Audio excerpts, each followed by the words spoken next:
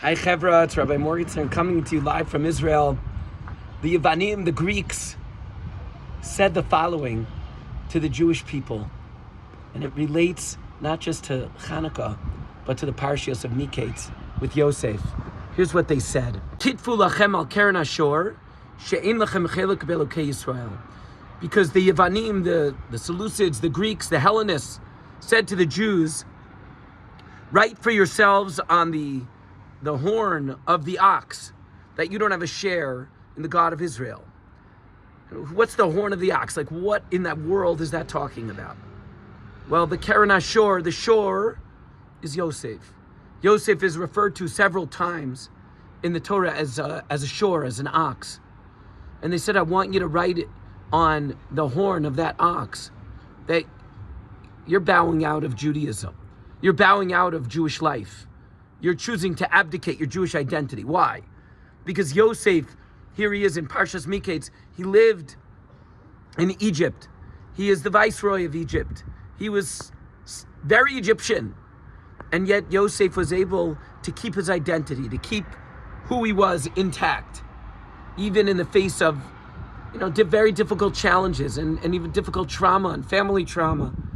And he's grappling with it, but he keeps it going. And we know ultimately what Yosef becomes, the redeemer and the savior of the Jewish people, of his brothers and his family in that time.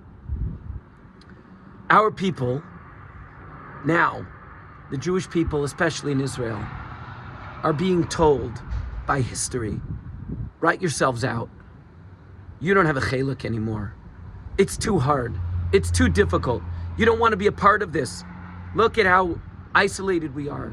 Look at what people are saying to us, doing to us, how they're pushing us around.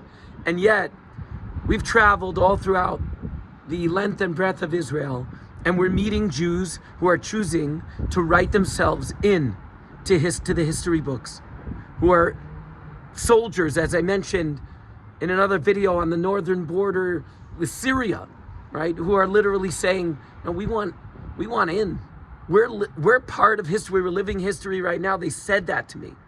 Tachpataniyot, the incredible watchers, these females that are who said to us in their own words, we're the reason why the state of Israel exists. Without us, the state doesn't exist. We're watching the borders. We saw their command posts, their command rooms. We understand that in the south, they were completely overrun.